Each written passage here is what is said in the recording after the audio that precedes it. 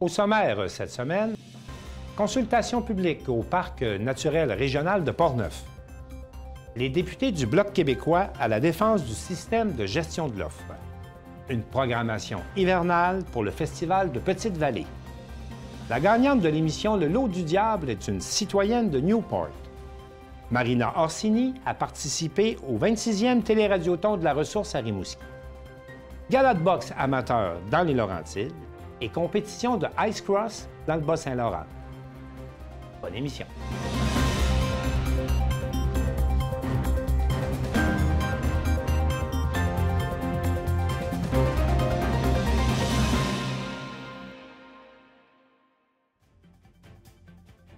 Le Bulletin des régions est réalisé hebdomadairement grâce à la collaboration de 20 télévisions communautaires autonomes associées à Cogeco. Vous verrez donc, dans le courant de la prochaine heure, des reportages qui vont vous provenir de partout au Québec.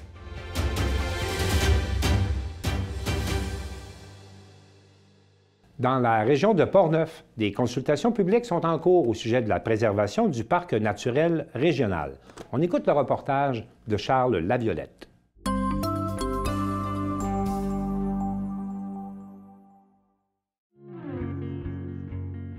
Le ministère des Ressources naturelles et des Forêts tient entre le 16 janvier et le 10 février une consultation publique virtuelle concernant ses plans d'aménagement forestier jusqu'en 2028.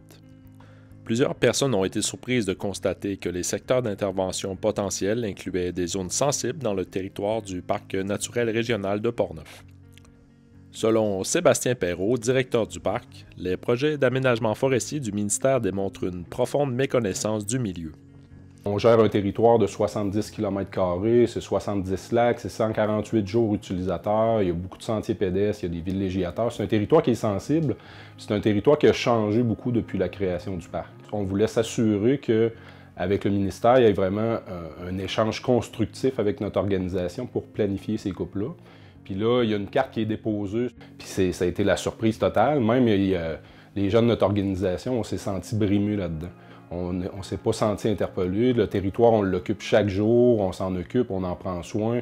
Les chemins sont entretenus collectivement en collaboration avec les acériculteurs, avec les villégiateurs. On prend soin de nos cours d'eau, il y a réaménagement de frayères, il y a de l'éducation qui est faite sur le territoire. Donc, nous, ce qu'on avait demandé, c'est que le territoire du Parc naturel régional de Portneuf soit retiré de cette consultation-là.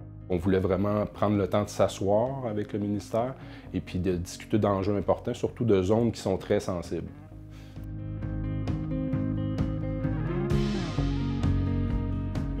Sur les cartes qui nous ont été proposées, il y a deux zones particulièrement sensibles, là, notamment au lac Carillon et en bordure du lac Montauban, pour ne pas le citer, à la glacière. La glacière, c'est un phénomène géologique assez impressionnant, qui est difficilement explicable, c'est qu'il y a de la glace qui est à cet endroit-là jusqu'au mois d'août.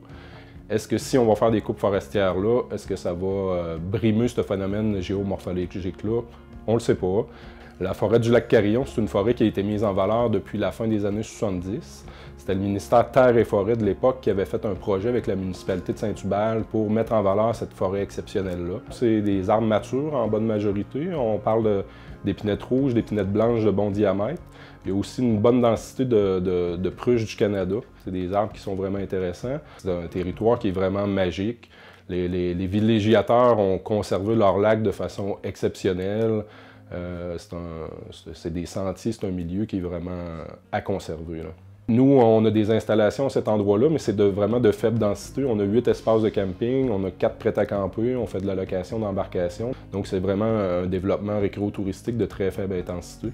On se demande qu'est-ce que ça va prendre pour que le ministère comprenne que ce n'est pas acceptable qu'il y ait des coupes forestières à cet endroit qui est vraiment unique.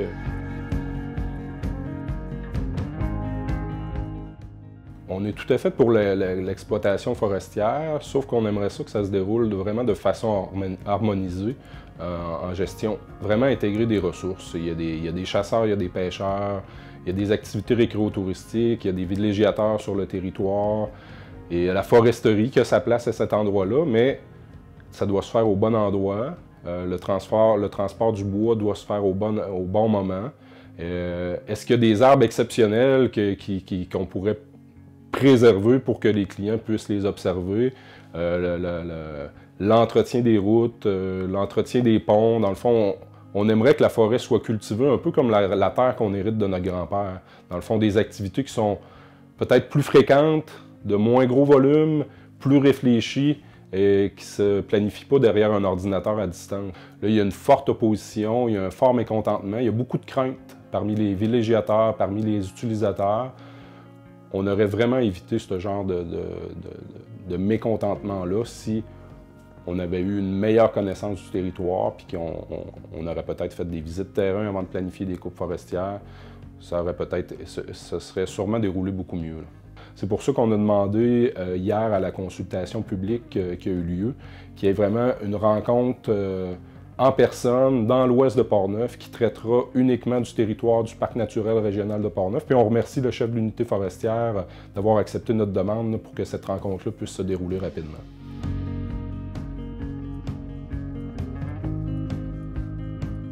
Donc, il y a des gens qui nous ont téléphoné, qui ont communiqué avec nous, qui sont inquiets face à ces coupes forestières-là, qui nous ont demandé qu'est-ce qu'on peut faire. Vous pouvez écrire au député de Portneuf, M. Vincent Caron, pour lui faire part de vos inquiétudes. Vous pouvez vous rendre sur le site du ministère pour les consultations. Il y a les cartes avec les coupes forestières prévues. Vous pouvez émettre des commentaires, vous pouvez émettre vos préoccupations. C'est vraiment important qu'il y ait un maximum de gens qui émettent des commentaires. On veut que les coupes forestières qui se dérouleront à cet endroit-là se passent de la meilleure façon possible pour le milieu naturel, pour le milieu humain.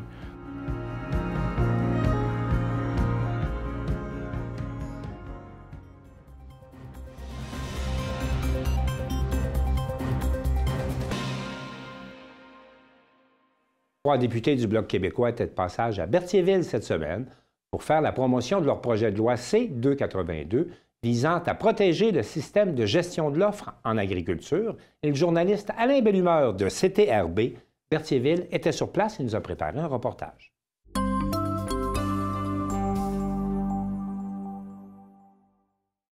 Le député du Bloc québécois Yves Perron, représentant le comté de Berthier-Masquinongé à la Chambre des communes, porte-parole en matière d'agriculture, d'agroalimentaire et de gestion de l'offre, Simon-Pierre Savard-Tremblay, député de Saint-Hyacinthe, porte-parole en matière de commerce international, et Luc Thériault, député de Montcalm, porte-parole en matière de santé, poursuivent leur tournée afin de sensibiliser la population et de demander à leurs homologues du Parlement d'Ottawa de préserver le modèle agricole québécois en appuyant le projet de loi C-282 parrainé par le député du Bloc québécois, M. Thériault.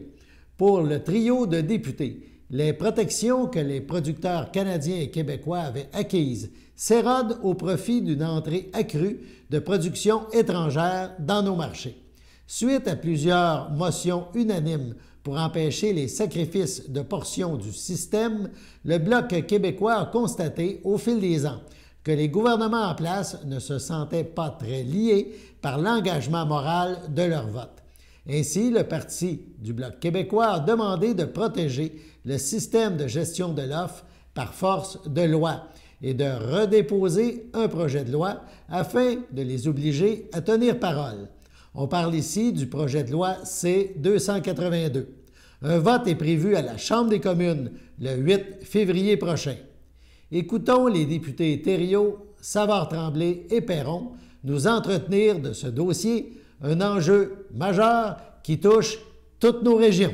Vous vous rappellerez donc qu'en juin dernier, j'ai déposé le projet de loi C-282 qui consiste à protéger intégralement la gestion de l'offre des futurs accords commerciaux. Donc, ce qu'on fait, c'est qu'on modifie l'article 10 de la loi sur le ministère des Affaires étrangères, du Commerce et du Développement en y ajoutant des dispositions qui visent à exclure la gestion de l'offre de toute négociation. Ces dispositions-là vont faire en sorte que le ministre ne pourra plus jamais sacrifier la gestion de l'offre à l'autel du libre-échange. Le 7 février prochain, le projet de loi en sera à sa dernière heure de débat à l'étape de l'adoption de principes. Et si on ne passe pas cette étape-là, ben, ça vient de s'éteindre. Donc, il faut absolument que le vote qui va se tenir le 8 février, vote crucial, ben, qu'on puisse passer à l'étape pour envoyer ça en comité et qu'on puisse faire avancer le dossier et enfin le voter avant une prochaine élection. Et là, c'est pour ça qu'on l'a déposé maintenant. On pense qu'on va avoir en masse de temps pour le faire adopter avant qu'il y ait un déclenchement d'élection. Je rappelle aussi que le projet de loi C-216, qui était mort au feuilleton au déclenchement d'élection, avait quand même eu l'aval de 250 députés. C-282 est identique à 216 et c'est exactement le même projet de loi. Alors, il n'y a pas de raison que les 250 qui se retrouveraient encore en chambre votent ou révisent leur position. Et je lance un appel à tous les députés de la Chambre. Notre démarche est transpartisane. Hein? Quand un projet de loi est bon pour le monde, nous autres, le Bloc, on ne regarde pas la couleur. On vote pour. On ne regarde pas la couleur de celui qui propose. Et en matière de gestion de l'offre, ben, on lance un appel transpartisan à tout le monde. D'abord, les 250 qui ont voté pour, ben, on les invite à convaincre les nouveaux qui viennent d'arriver, ben, à voter pour aussi. Ça serait le fun qu'on ait un plus large consensus encore. Et évidemment, pour ce faire, ben, il va falloir qu'on puisse tout de même continuer à sensibiliser la population aux démarches qu'on est en train de faire et mobiliser vos milieux. Alors les gens, j'appelle aussi les citoyens à appeler leurs députés pour leur dire que le modèle qui est en cause ici, c'est notre capacité, notre liberté à pouvoir produire, prémunir des attaques contre notre modèle agricole, notre façon de concevoir, notre manière de s'alimenter. On va espérer cette fois-là, parce qu'il y a eu le déclenchement de l'élection la dernière fois qui nous a empêchés de mener tout ça à bien. Et quand il y a un déclenchement d'élection, tout ce qui est en attente, qui n'est pas adopté, on repart à zéro. On reprend pas ça là où on était, on repart à zéro. Toutes ces tables rases complètes. D'où le fait qu'on est obligé de revenir avec ça. Je peux vous dire quand même que ça a été relativement porteur de leçons, les arguments qu'on a pu entendre à ce moment-là.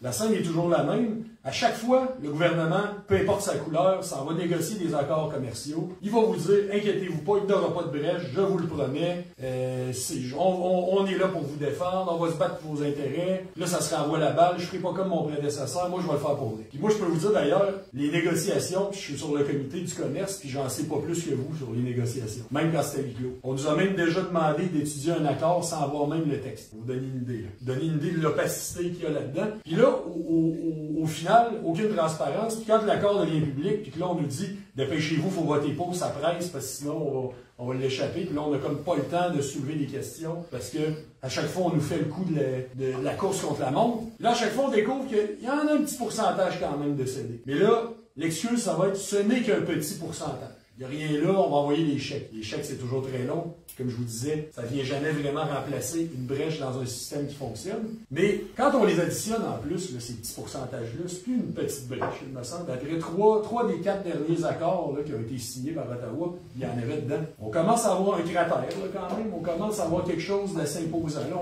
on est pas mal sur le bord du précipice. Là. On est tanné des paroles, on est tanné des promesses. Parce qu'en matière de gestion de l'œuf, tout le monde est croyant, mais il n'y a pas tant de pratiquants que ça. Donc là, notre idée, c'est de dire, mettez-le dans la loi. Donc nous, on ajouterait la préservation du modèle agricole dans cette liste d'obligations d'un ministre qui négocie un accord commercial à l'étranger. C'est simple. Souvent, un des arguments, parce qu'on en a entendu de tous les genres, un des arguments, c'est « Oui, mais il n'y a rien qui va empêcher un gouvernement de violer sa propre loi, ça c'est déjà vu. » C'est rien. C'est pas parfait. Mais entre une loi et des paroles, qu'est-ce que vous pensez qui est le plus contraignant dans les deux quand même, à votre avis? Qu'est-ce qui serait le plus solide là-dedans? Puis un des arguments aussi qu'on nous servait, c'est, puis venant de députés là, qui, main sur le cœur, nous disaient la gestion de l'offre, on va se battre pour ça, on n'y touchera plus jamais, promis. Mais quand on va négocier, il faut peut-être se garder les portes. Ça, on l'a entendu souvent. On nous dit quand on va négocier, il ne faut pas mettre son jeu de cartes sur la table. Les États-Unis, ils ont des lois qui protègent le sucre. C'est écrit, eux autres, il y a une loi qui dit si on négocie un accord, on ne touche pas à ce secteur-là. L'Union européenne, avant d'envoyer un négociateur, ils débattent au Parlement, ils font des votes. On mandate, là-bas, les députés mandatent leurs négociateurs, disent ça, j'aimerais ça que tu pousses tel secteur,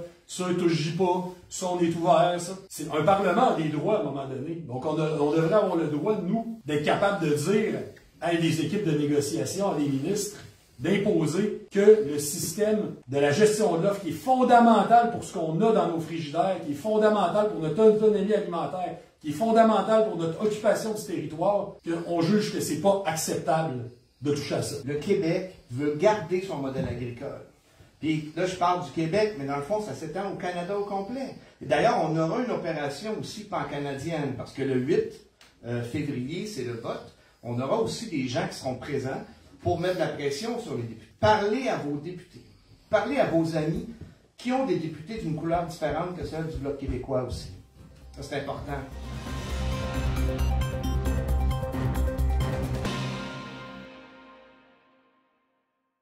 Le Festival en chansons de Petite-Vallée a préparé une programmation hivernale et Caroline Blouin de la télévision communautaire de l'Estrade nous a préparé une chronique culturelle. On l'écoute.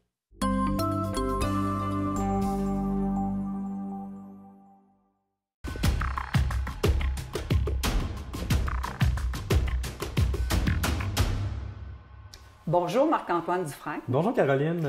Directeur artistique adjoint du Village en chanson de Petite-Vallée.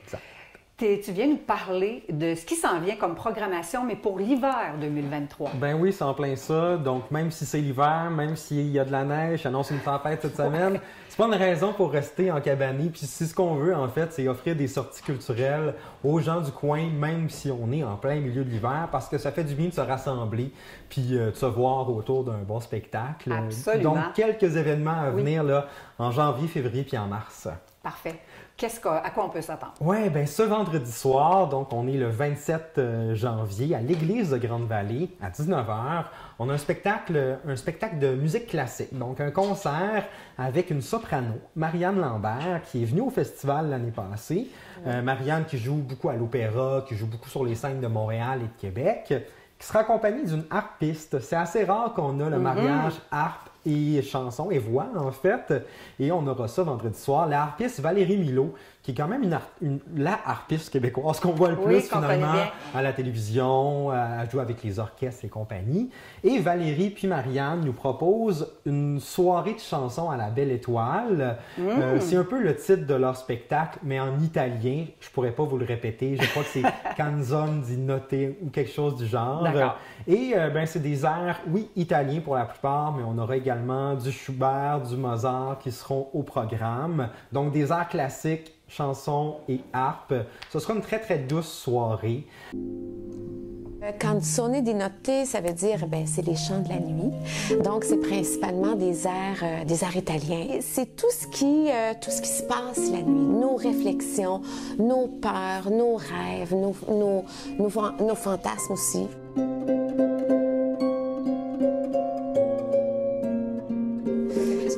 Ça fait plus que 10 ans qu'on collabore ensemble, Valérie et moi, pour toutes sortes de projets. Puis dès le départ, on avait le désir de vouloir faire un disque. Puis en fait, c'est qu'on est allé avec, principalement sur ce que je pouvais faire aussi avec ma voix, dont du bel canto, qui est du chant italien, principalement italien.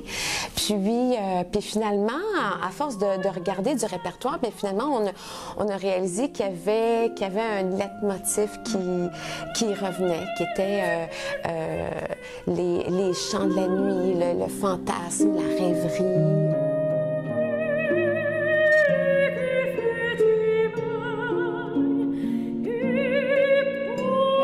La voix humaine puis la harpe, ça se marie bien parce que la voix humaine, c'est très naturel, ça vient du corps, mais la harpe, c'est l'instrument à cordes avec lequel il y a le moins d'intermédiaires, c'est-à-dire qu'on joue avec le bout des doigts. Tu sais, le piano, par exemple, c'est un instrument à cordes, mais il y a des marteaux entre la corde, puis donc c'est un instrument qui est très personnel, puis donc ça crée une certaine forme d'intimité, certainement, même si je suis toujours en train de défendre que la harpe avoir un côté autre que le côté de rêverie qu'on lui donne. On explore ça un peu dans le récital, mais c'est vraiment très proche de ce qu'on est comme être humain aussi, puis notre relation d'amitié aussi, parce qu'à la base, c'est la prémisse de notre collaboration, c'est vraiment notre amitié, parce que Marianne et moi, à la base, on est des amis. On est des amis, puis on avait envie de travailler ensemble. Oui, on est des confidentes, puis c'est vraiment quelque chose que je ressens beaucoup quand je suis sur scène, puis il y a des moments où est-ce qu'elle est carrément dos à moi ou à côté de moi, puis je la vois pas, mais je la ressens beaucoup. Puis ça, je pense qu'on se les fait dire beaucoup après nos concerts, c'est quelque chose qui est assez palpable. Puis, donc, c'est vraiment un concert dans lequel on propose de venir dans notre bulle à nous. Puis les textes sont vraiment plus orientés vers une atmosphère ou une émotion que les gens vont pouvoir ressentir dans la pièce qu'ils vont écouter, plutôt que quelque chose d'historique qu'on raconte, tout ça. C'est vraiment... c'est une expérience. Une vraiment une expérience qu'on propose,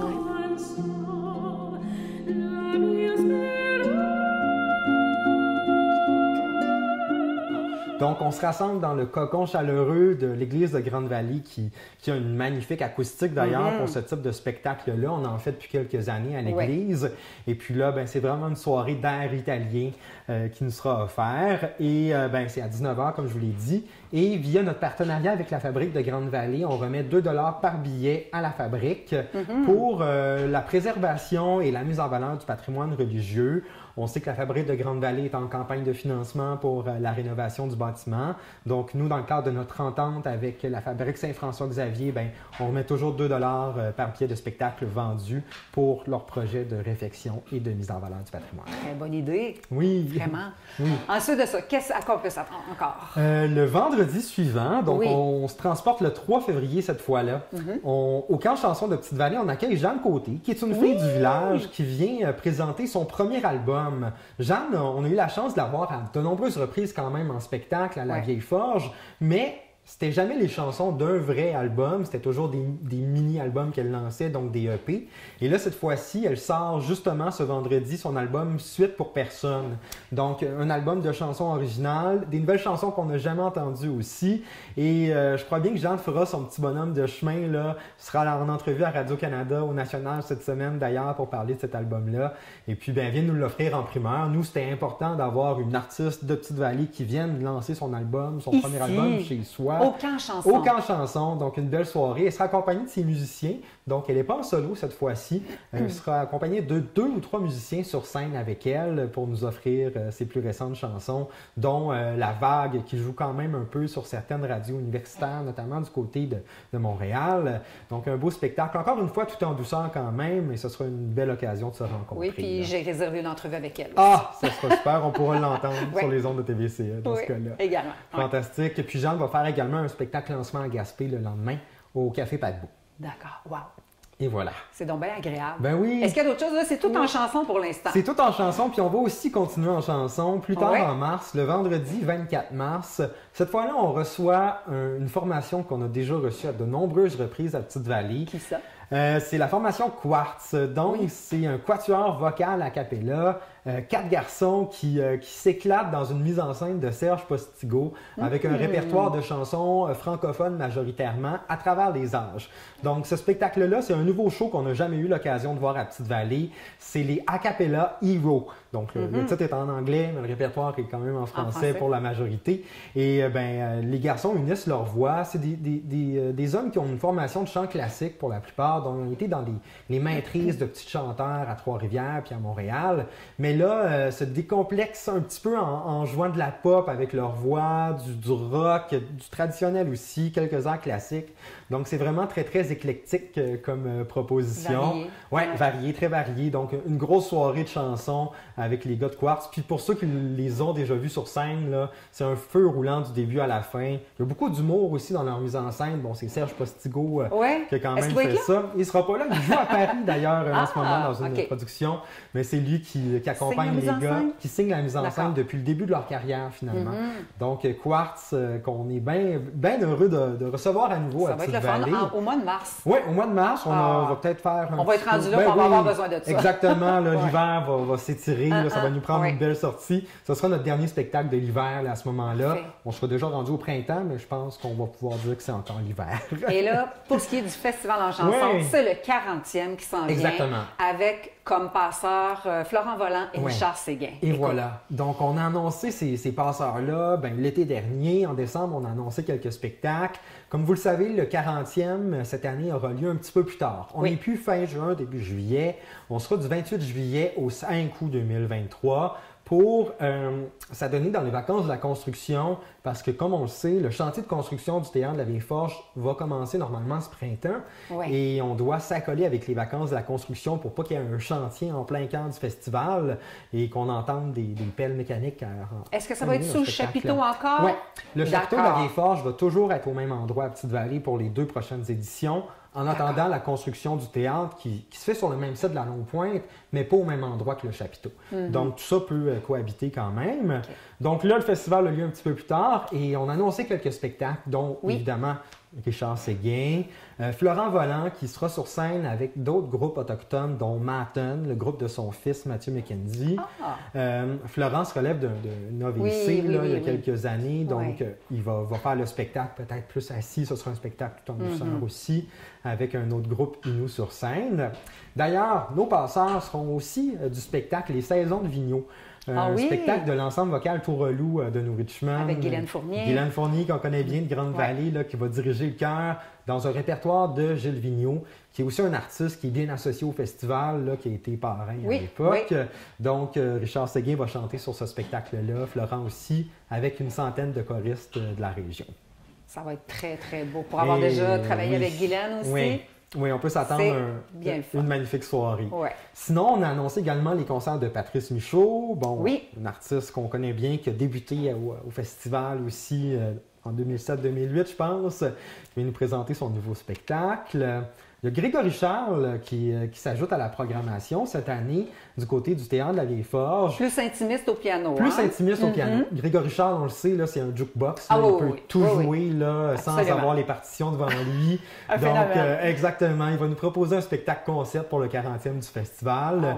Et c'est Grégory, il voulait venir à Petite-Vallée, ça donne bien, donc on lui a fait une place dans la programmation. Merveilleux. Exactement. Puis sinon, il y a quelques autres concerts qui sont déjà annoncés. Guylaine Tanguay, pour les amateurs de country. Exactement, un gros show country qui aura lieu le 4 août, je pense.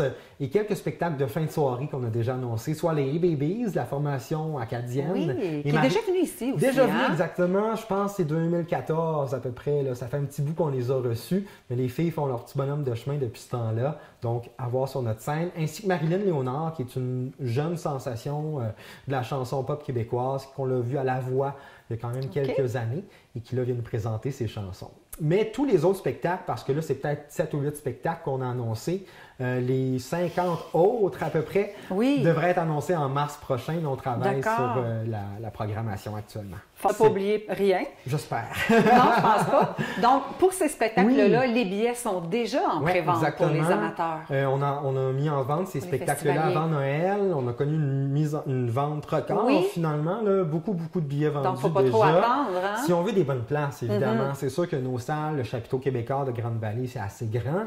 À Petite-Vallée, à peu près 400 places. Mais il faut quand même faire assez vite parce que pour Richard Séguin, par exemple, on a déjà au-delà de 400 billets de vendus. Là. Donc, ça va très, très vite. Et sinon, pour la programmation d'hiver ou du festival, on visite le festivalanchanson.com ou on nous appelle au 393-2592 pour réserver les billets. Merveilleux. Merci d'être passé nous voir. Merci beaucoup, Caroline. On a très hâte. Oui, merci. À bientôt.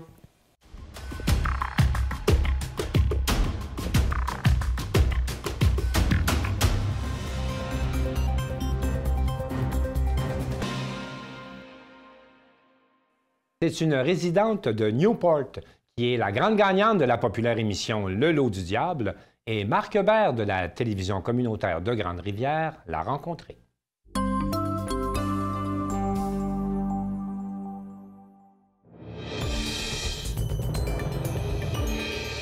Les amis, c'était ce soir la grande finale. Je suis plus habillée en colonne parce que c'est moi qui ai gagné! Fait que je suis hyper contente. J'ai appris plein de choses ici. J'ai appris qu'il y avait d'autres bébites spéciales que moi sur le lot, dans la vie, partout. Fait que je remercie la vie vraiment. Je vais changer à tout jamais. Cette histoire-là m'a transformée. Et puis j'espère que je vais ramener le plus beau de tout ça parce que j'ai vraiment adoré mon aventure. Puis je le conseille à toutes les personnes aventurières. Là. Si vous avez le choix, l'audace, faites-le. C'est magnifique comme projet. Julie Roy de Newport, une enseignante en mécanique marine à l'École des pêches et de l'aquaculture à Grande-Rivière, vient tout juste de remporter la coquette somme de 100 000 $ après s'être couronnée victorieuse à l'émission Le Lot du Diable à la conquête de la mer, en survivant plus d'1 mois à l'image des colons qui se sont établis en Gaspésie après la Grande Dépression. Elle revient sur son expérience avec Marc Hébert. Alors bonjour Julie, comment vas-tu? Ça va très bien, toi? Très très bien, merci. La dernière fois qu'on s'est parlé, il y avait des choses qu'on pouvait pas nommer à ce moment-là, mais il y avait, tu nous as déjà expliqué toute la partie un peu plus concrète de ce que tu avais vécu sur place. Là, c'est sûr que félicitations d'abord. Et puis, j'aimerais savoir, en fait, comment est-ce que c'est sûr que toi, tu le savais bien avant nous, hein, cette nouvelle-là, mais maintenant qu'elle est partagée avec ton entourage, comment tu le vis ça dans ton milieu? Il y a beaucoup de gens me félicitent, là. Aller chercher une pinte de lait au dépanneur, c'est plus long qu'à l'habitude, évidemment, mais j'apprécie beaucoup là, que les gens me félicitent et puis ils sont contents, sont fiers qu'une Gaspésienne a remporté. Tu sais, les Gaspésiens, on est fiers là, des gens qui sont ici, puis je pense, en tout cas, avoir représenté du mieux que je pouvais leurs intérêts. Est-ce que maintenant dans ta vie de tous les jours, mis à part le fait que tu gagnais ou pas, dans le fond, c'est surtout d'avoir vécu cette expérience-là. Maintenant, tu vis quoi de plus, ou bien qu'est-ce que ça t'apporte de plus d'avoir passé à travers cette expérience-là avec toutes ces personnes-là? Au niveau, c'est sûr que outre le fait là, d'avoir gagné la finale, l'aspect vraiment humain, d'avoir vécu quelque chose d'extrêmement satisfaisant d'une première part, mais d'un autre côté aussi de quelque chose qui est lourd au niveau de l'endurance physique, de la fatigue, de la faim, de la soif et tout ça. Fait que ça crée vraiment des liens qui sont plus serrés. Fait que ces gens-là, les participants, mes coéquipiers, coéquipières, on est restés amis.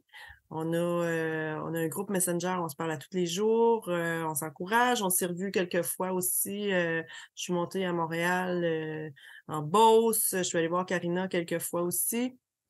Fait qu'on s'organise pour se faire des petites rencontres, là. Je les ai même invités l'été prochain là, pour le Festiplage. Fait que possible là, qu'une grande partie des participants puissent venir participer au Festiplage l'été prochain. Fait que j'ai très hâte. Est-ce que ça vous donne le goût je dis pas d'aller dans l'extrême, mais d'aller faire des sorties plus nature, extérieure?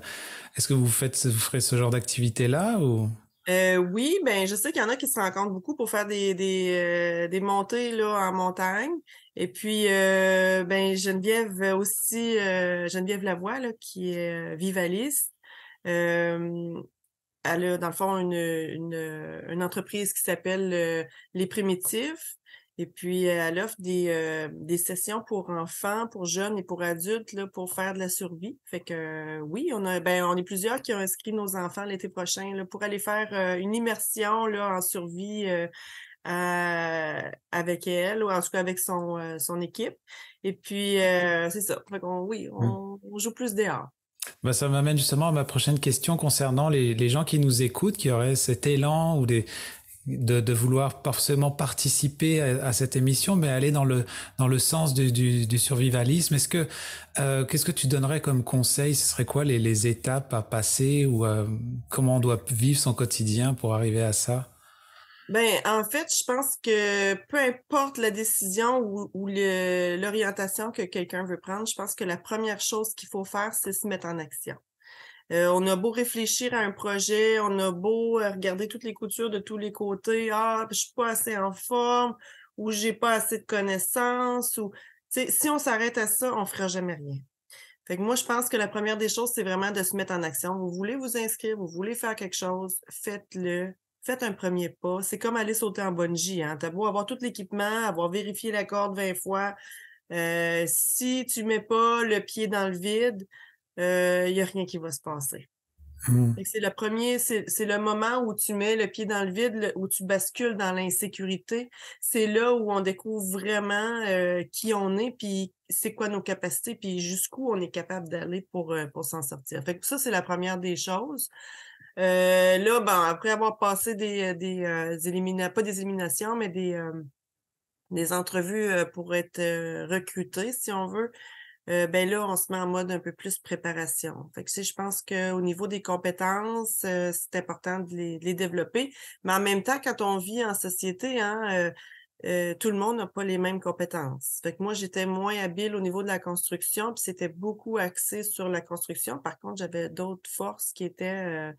on est allé bûcher juste les femmes. On était 3 femmes à bûcher les sets de 16 pouces là, pour faire le quai, là, le chafaud. On ne l'a pas vu à la télévision, là, mais c'est moi, Cathy, Claudel, qui a bûché ça là, pendant une journée de temps, tout enlevé, là, ce qu'on appelle skinner l'arbre, préparer pour le donner pour arriver pour le donner au quai au gars, puis là, on s'est mis à travailler ensemble. Mais tu sais, c'est ça. Faut être prête à tout, là, en restant intègre. Là, je pense que c'est ça l'important. Là. Demeurer intègre puis respectueux envers soi-même puis les autres, c'est très, très important aussi.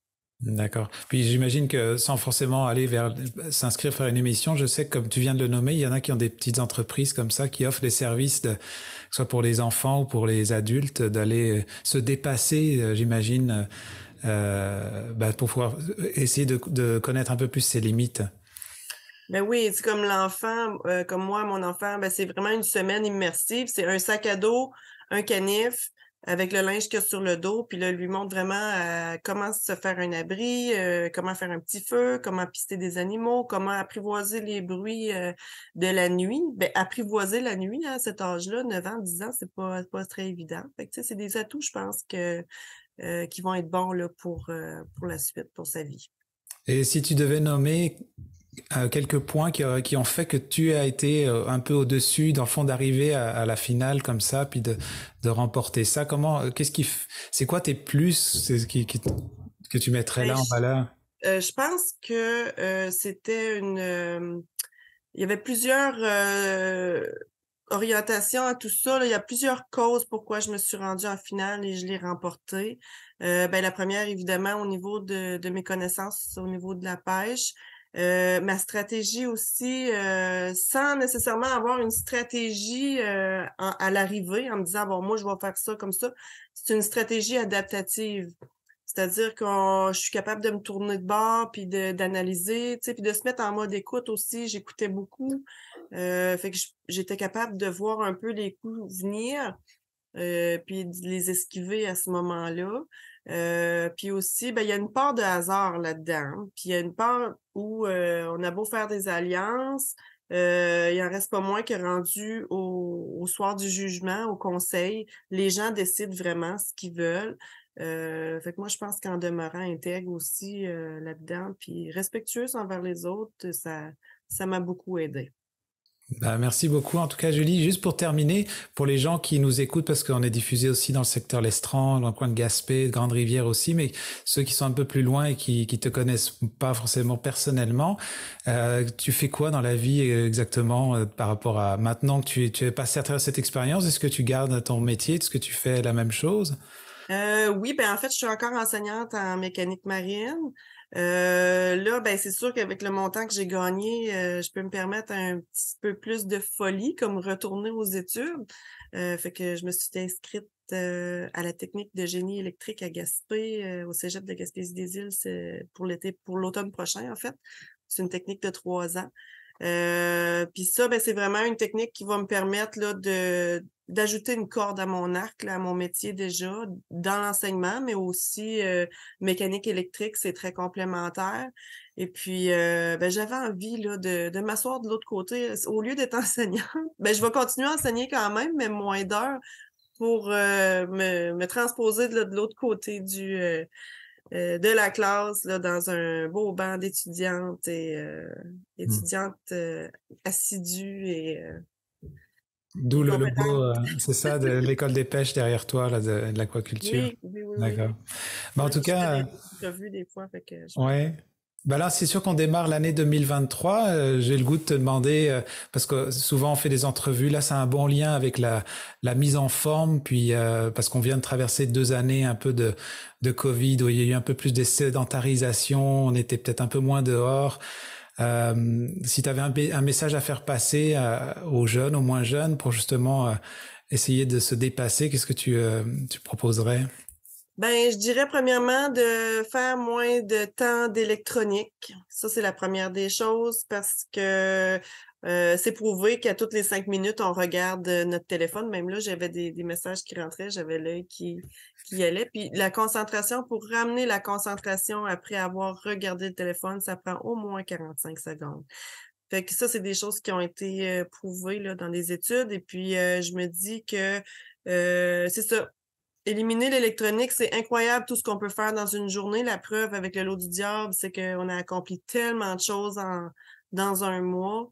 Puis de se faire des amis, hein. Les amis, c'est pas juste derrière l'écran, c'est aussi les appeler, les voir, s'amuser, créer des choses. Fait que c'est mon conseil pour 2023. Profitez-en, lâchez vos écrans. Merci beaucoup, Julie. Ça me fait plaisir. Vous écoutez votre reflet d'ici. Revoyez tous nos reportages sur notre site Internet.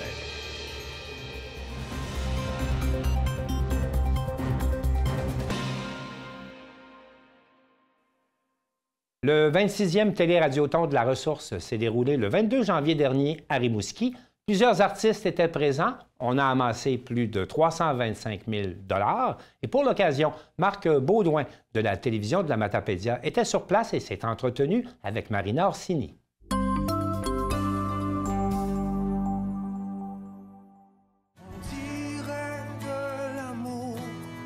On la connaît surtout comme comédienne et animatrice, mais aujourd'hui, on la découvre comme chanteuse. Et oui, je parle bien de Marina Orsini. Marina Orsini, bonjour! Allô!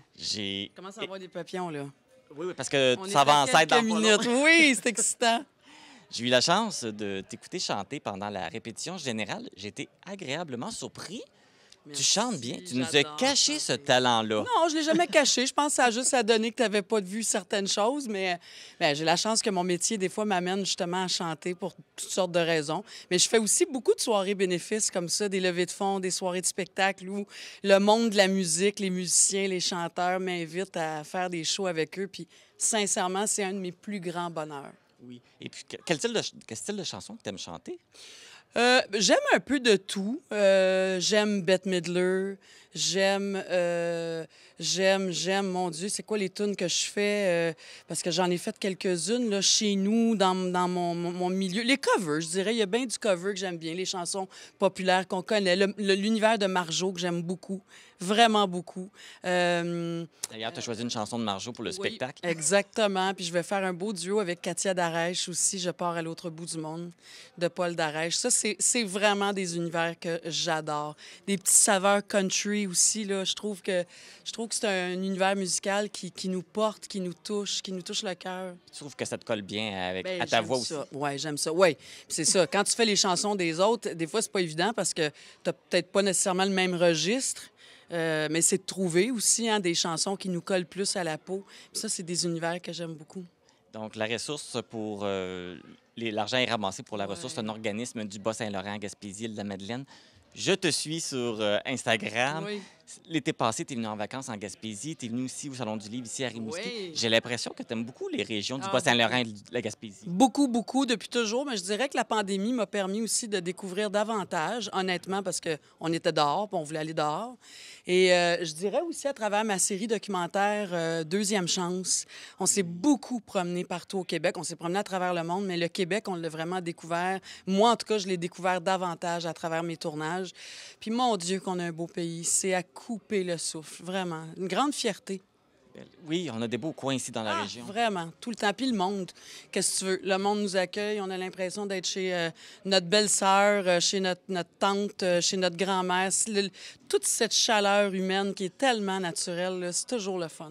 Justement, en parlant de la région, pendant que tu travaillais pour Rouge, tu es venu à Amqui, à l'auberge Beau Séjour, et c'est là que tu as rencontré pour la première fois Patrice Michaud. Ben oui, Patrice, je pense qu'il faisait... C'était son premier album, je pense. Je pense que c'était il y a quand même 10 ans, à peu près, plus que ça, même autour de ça, 10-11 ans. Et dans la région, dans sa région, partout au Québec, il était très, très connu déjà. Puis moi, c'est là que je l'ai rencontré la première fois, puis ça a été un coup de foudre, un coup de cœur. Le gars, là, l'humain, le talent, je veux dire, il a un talent immense. J'adore ce qu'il fait. J'ai vu son show au Franco l'été dernier, puis je sais qu'il est en tournée. Si vous avez la chance, là, vraiment, il ne me paye pas pour faire ça, là.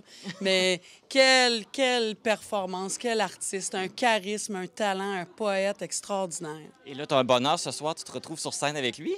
Avec lui, avec Émile Proulx-Cloutier aussi, que j'adore, Katia Darèche, que je connaissais pas, tous les musiciens qui sont là aujourd'hui aussi, Pierre Flynn, que j'avais, je pense, jamais rencontré dans ma vie. Trop sympathique. C'est un grand privilège. Je sais que c'est Nelson Mainville qui m'a invité à venir pour la soirée, mais j'ai dit, tu me fais un cadeau à moi, là. C'est des fins de semaine, c'est des soirées inoubliables. T'es toute belle, que tu es toute prête. Ça commence dans quelques minutes. Alors là, je te libère. Oui. Bonne chance, bon spectacle. Amuse-toi, ça va être... Je suis pas inquiet, Bon tu vas être bonne. On va avoir du fun avec le cœur. Merci, merci. On se fait monter! Allô, Rimouski!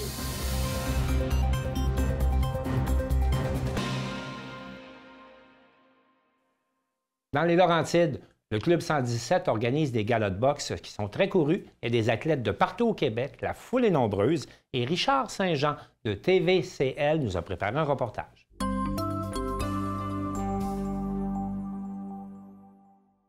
Ce soir, c'est la deuxième édition du Gala de boxe 117. Donc, on a eu notre première édition au mois d'octobre, le 8 octobre précisément. Aujourd'hui, on fait notre deuxième gala, là, donc très, très content d'être là. On attend environ 200 personnes en place assise, oui, exact. On a plusieurs tables aussi qui sont des tables qui ont été achetées par nos commanditaires. Donc, des gens de Mont-Tremblant, évidemment, des entreprises d'ici qui viennent nous encourager. Puis, pour ce qui a trait au combat, on va avoir une dizaine de combats ce soir. Donc, vous pouvez vous attendre à beaucoup d'actions. Dans la boxe olympique au Québec, on peut commencer à faire des combats avec contact à partir de 10 ans. Donc, on a des jeunes qui vont vivre leur première expérience ce soir là, en démo ou en combat, des jeunes qui ont 0 combat, et on va jusqu'à des jeunes et des seniors qui ont 50, voire même, je pense qu'on a 2 jeunes hommes qui ont au-dessus de 75 combats, là. Ce soir, on accueille 9 clubs de boxe à travers le Québec, à travers différentes régions qui vont venir ici se déplacer avec leurs combattants et leurs coachs pour vivre l'expérience au Gym 117. Le gym est ouvert depuis environ 1 an et demi. Puis, avant le Gym 117, on avait une autre entreprise qui était mobile, qui était Expérience Coréen. Puis, on voulait vraiment mettre ça sur place, d'avoir un lieu pour partager notre passion ici. Donc, voilà ce qui nous a amené à créer tout ça. Et est-ce que je peux voir, si je peux dire ça de même, ça pogne, ça prend la boxe dans le coin, là. Je veux dire, c'est très populaire. Bien, notre passion se ressent, donc je pense que c'est ça, pour ça qu'il y a autant de monde. T'es quelqu'un d'intense, toi? Bien, je ne sais pas, mais je partage mon amour, ma passion avec les jeunes, là. Fait que c'est tout ça, qu'est-ce qu'on voit dans le ring, c'est tout du travail. C'est tout du travail ils viennent à tous les soirs travailler, puis ils exploitent un art là, extraordinaire, là. Ça leur donne du courage, puis ça leur enseigne la persévérance, tu sais. Fait que c'est pas mal ça qu'on fait là, avec les jeunes. Toi, c'est-tu 5 jours semaine? Comment ça fonctionne? Oui, bien, on est lundi, mardi, mercredi, puis jeudi, je fais les compétiteurs, puis le samedi matin, on a les petits bonhommes aussi. Fait que pas mal de la semaine. Tu sais, nous autres, ce qu'on aimerait vraiment faire dans la région, c'est un sport-études. Puis aller chercher le talent dans la région, parce que la région est vaste. Tu sais, il n'y a pas juste Tremblant, il y a Brébeuf, il y a Rivière-Rouge, il y a Macasa, tu sais, on est entouré de belles régions. Fait qu'on veut aller chercher les jeunes des Laurentides, puis partager l'art de la boxe dans la région, là. Wow. Ouais. Merci, c'est fantastique. T'as-tu d'autres jeunes qui vont passer à soir? 2 autres boxeurs, dont mon fils, qui est champion du Québec, qui va boxer la finale ce soir. Ouais. Ça me donne déjà des frissons. Hey, merci de ton beau travail, mon homme. Merci à vous autres d'être là. Comment tu te sens, toi, là, de savoir que ton frère, il va se battre en soir? C'est quoi tes feelings en dedans? J'en ai pas vraiment, je suis juste il va gagner. J'aimerais qu'il gagne. Dans le coin bleu, le champion du Brampton Cup, 7 fois champion du Québec, du Gym 117, on accueille Jimmy!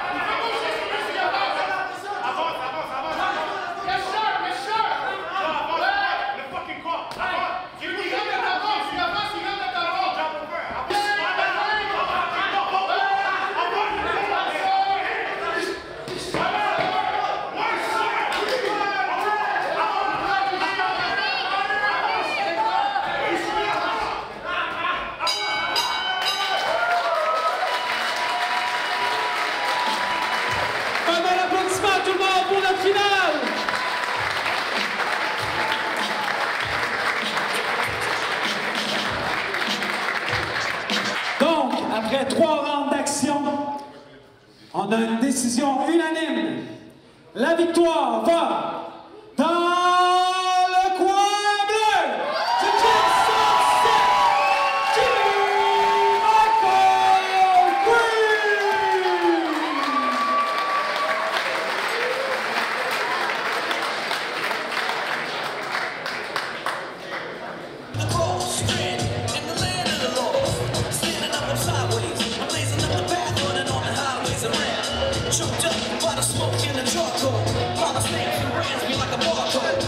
Fait qu'une autre victoire à ton actif, ça fait combien, là? Ça fait de victoire ou de combat? On va commencer avec les combats, combien? C'est mon 49e.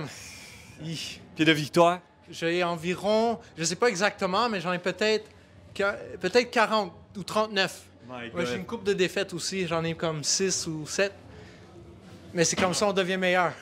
Exactement. À soir, comment t'as trouvé ça? C'était tough. Le gars, il me rentrait. Au début, il était un peu gêné à rentrer sur moi. Mais vers la deuxième round, c'est là qu'il a voulu venir me battre. Tu sais, c'est un vrai fight là, de homme. Là, comme, puis là, c'est là que je mets tout ce que j'apprends puis que je m'entraîne pour. Puis c'est comme ça que j'ai performé. En s'entraînant fort, puis comme ça, c'est comme ça qu'on performe. Exact. Si je comprends bien, c'est même ton père qui t'entraîne. Oui. Depuis j'ai 12 ans, c'est mon père qui m'entraîne. Mon père a été champion canadien heavyweight à junior. Il y a peut-être comme 50 combats dans ce coin-là. Ouais, c'est lui mon coach. Wow, vous formez l'équipe. Yes. Mon prochain combat, ça va être au Brampton Cup, au championnat Brampton Cup Open. Ça va être ma première compétition senior contre des adultes. Puis ça, c'est mon premier vrai combat contre un adulte. Sinon, j'ai tout fait mes combats contre des juniors qui ont 17 ans et moins. Wow, j'imagine que le niveau augmente beaucoup. Oui, c'est pas nécessairement niveau, mais c'est plus brut. C'est beaucoup plus brut, beaucoup plus violent. Tu sais, l'autre personne, quand elle te frappe, c'est pas un petit jeu de touche. Non, elle te frappe avec des intentions. That's it, yes. Fait que t'auras pas le choix, tu t'ajustes aussi. Oui, j'ai pas le choix, il faut que je m'ajuste, il faut que je performe. C'est ça la boxe. That's it. Hey, au plaisir de te revoir, puis félicitations encore. Merci beaucoup, j'apprécie. Merci.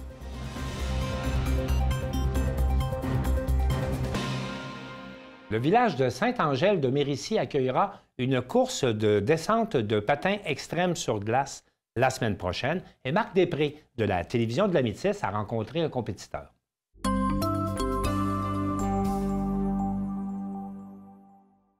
Alors, Monsieur Hayes, donc vous êtes de la région tout d'abord? Oui, moi je suis originaire de Percé en Gaspésie. J'habite à Rimouski depuis maintenant 4 ans.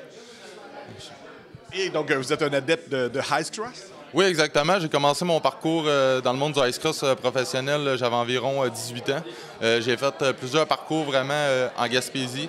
On a eu 2 bonnes années là, en Gaspésie avec des bons circuits justement qui étaient bâtis par Steven. Par la suite, j'ai coursé pas mal dans le coin du Nouveau-Brunswick et tout ça sur des bons circuits. J'ai aussi fait beaucoup d'éditions de goaler. En fait, on descend la piste vraiment en goalie.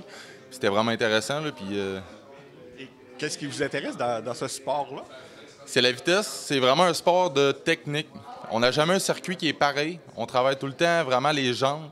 Puis on est tout le temps sur des circuits qui est vraiment différents. C'est d'une ville à l'autre, d'une municipalité à l'autre. Le circuit n'est jamais pareil.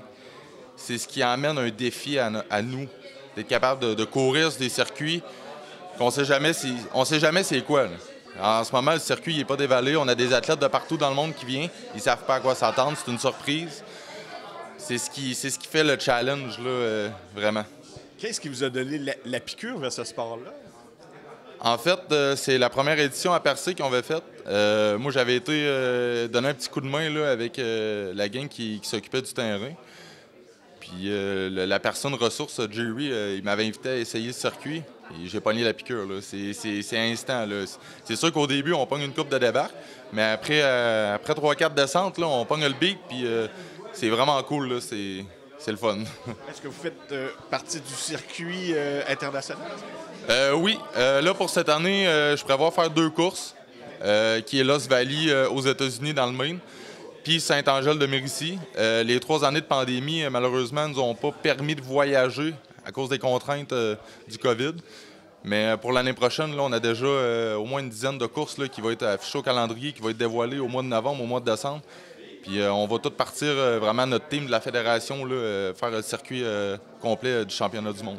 Donc, c'est vraiment un nouveau circuit là, et qui prend de l'ampleur au fil des années. Oui, exactement. Malheureusement, comme je vous avais dit, les 3 dernières années, ça a vraiment été tranquille. On a eu des courses dans certains coins, mais au niveau des voyages en avion, c'était vraiment compliqué, puis les voyages et tout. Mais d'année en année, on travaille fort justement pour que l'année prochaine, on peut avoir entre 3 et 4 courses au Canada. On est déjà sur... moi et David, on travaille déjà fort avec un regroupement là, vraiment au Canada pour être capable d'intégrer des courses. On est déjà sur des projets, c'est des surprises. On va en parler éventuellement. Pour l'instant, on se concentre vraiment sur Saint-Angèle pour que ça soit un bon succès. Là. Donc, à ce moment-là, on remarque aussi qu'il y a même une participante de Price qui s'était inscrite. Donc, c'est vraiment ouvert aux hommes comme aux femmes. Oui, exactement. Puis, on a même, cette année, on a poussé le crayon. On a fait descendre la limite d'âge pour être capable d'aller chercher plus de jeunes pour de la relève. Fait que la course des juniors, ça va vraiment descendre. Les âges, c'est descendu. Il faudrait peut-être s'informer avec mon président. Mais on a fait descendre vraiment les limites d'âge pour être capable d'aller chercher plus de candidats. Puis présentement, on a beaucoup de femmes d'inscrits, on a des hommes d'inscrits. Puis on est vraiment content d'avoir des catégories là, qui vont se ressembler. Là. On va avoir entre 120 et 120 athlètes. Puis on est vraiment content. Donc pour une première édition, on peut déjà parler d'un succès. Oui, moi je suis vraiment pas inquiet. Les gens s'impliquent beaucoup, on en entend parler. On travaille beaucoup ici en partenariat avec l'Océanique de Rimouski qui nous donne un bon coup de main là, dans les partages de publications. Ça attire beaucoup de monde. On a des publicités qui passent au Colisée, vraiment jusqu'à l'événement, qui attire pas mal de monde. Puis on est vraiment content. On est allé chercher des partenaires qui étaient solides, on travaille fort en équipe, puis ça va être vraiment un succès. Là. Je suis pas inquiet. Je suis pas inquiet. Vraiment, le premier, mais d'une longue destinée pour cet événement. Oui, au début, on était stressés un peu. Moi et David, vraiment, personnellement, c'est la première fois qu'on travaille ensemble sur un projet. Puis quand j'ai connu David, j'ai dit, David, on a une plug, on est capable de le faire, puis on va travailler fort, on va travailler en équipe. Pendant tout le temps des fêtes, à tous les jours, on s'appelait entre 1 heure et 2 heures, moi et David, là, pour être capable de travailler là-dessus. David travaille beaucoup. Il donne beaucoup de son temps. Là, c'est en site, on dort pas beaucoup, mais on sent le stress qui s'en vient, mais on reste quand même aux aguets. Là, on le sait que le circuit s'en vient. On a de la neige, on a une équipe de feu qui travaille sur le circuit. Steven et Chantal, ils ont bâti beaucoup de circuits dans le national. On n'est pas inquiet avec eux.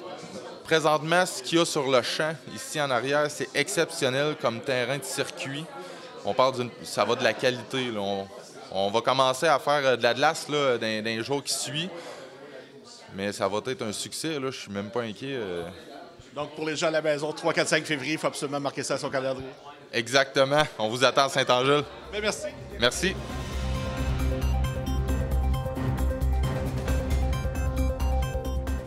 Voilà qui complète le bulletin des régions. On espère que ça vous a plu et soyez des nôtres la semaine prochaine alors que d'autres reportages vous parviendront de partout au Québec.